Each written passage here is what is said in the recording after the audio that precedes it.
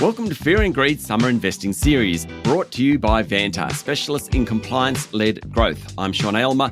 One of the key themes for markets and businesses more broadly has been the rise of AI, artificial intelligence.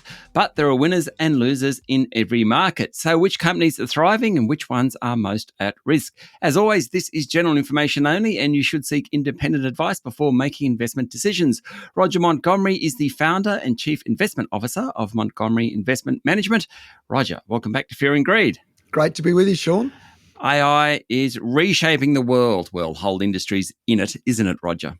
It sure is. In fact, some people are describing it as the fourth industrial revolution. So I'll summarise it very quickly. The first one was in the late 1700s, and that was the steam engine. The second one was in the late 1800s, and that was electricity. Then we had IT from 1970 onwards, and now since about 2010, we've really had an acceleration in the Internet of Things, big data, automation, machine learning, fuzzy logic, all of those sorts of things. And AI is the latest and greatest version of that fourth industrial revolution.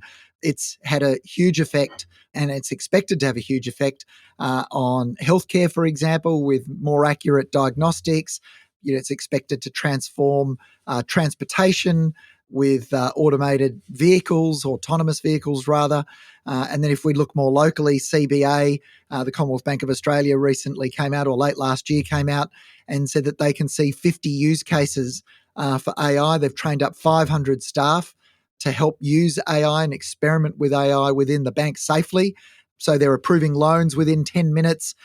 They're reducing cybercrime and fraud, and they're also personalising loan approvals.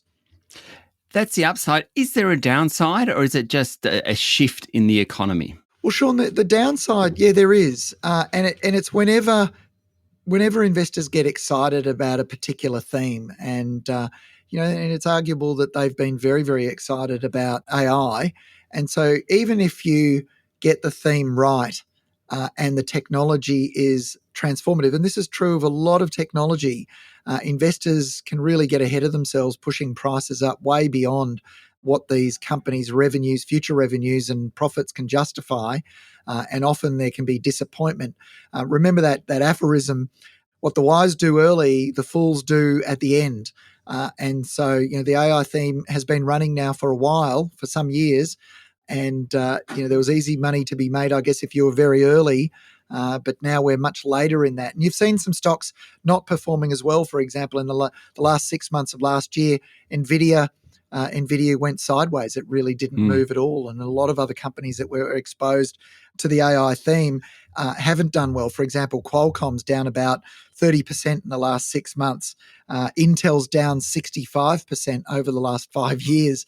And so, that first phase of the AI boom, which are really what we call the upstreamers, they're the pick and shovel suppliers, that's starting to fade. That rally is starting to tire now.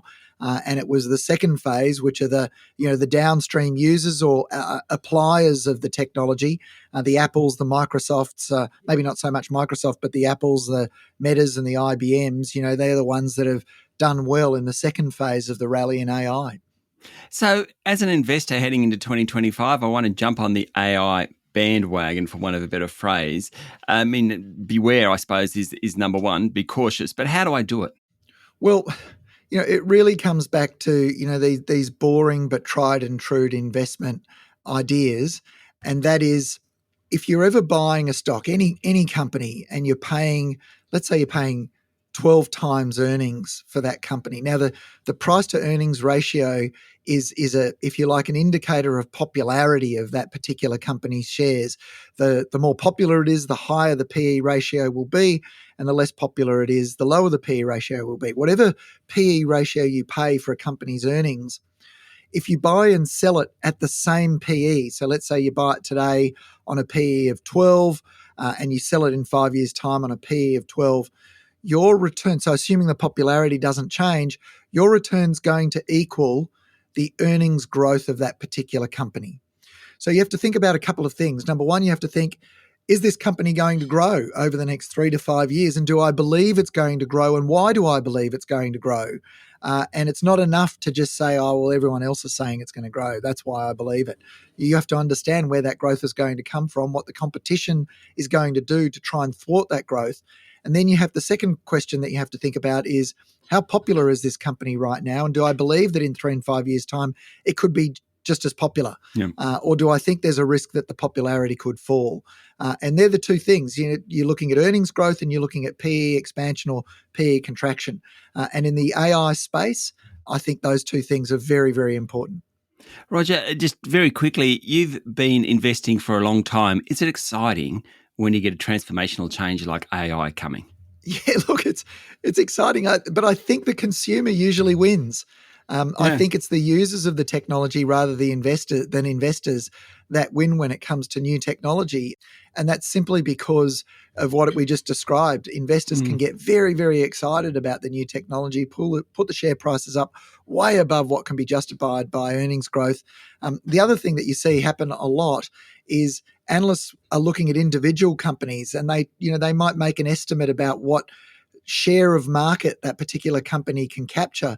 But when you step back and look at all the analysts' expectations for all the companies, they're all going to be winners. And we know historically that just doesn't happen in any industry. Not all the companies are going to win. So the assumption that all companies will win is a dangerous one. It never happens. And often, as I mentioned a moment ago, it's consumers that win out rather than the investors because of that pricing. Roger, thanks for joining us on Fear and Greed. Always a pleasure, Sean. That was Roger Montgomery, founder and chief investment officer of Montgomery Investment Management. Remember to get your own independent advice before making investment decisions. This is Fear and Greed Summer Investing Series brought to you by Vanta. Vanta automates compliance for frameworks like ISO 27001, SOC 2, CPS 234 and Essential 8, saving time and money while building trust. Join over 8,000 companies like Atlassian, Dovetail and FireAnt managing real-time risk. Get $1,000 off at vant.com/fear and greed. I'm Sean Aylmer. Enjoy your day.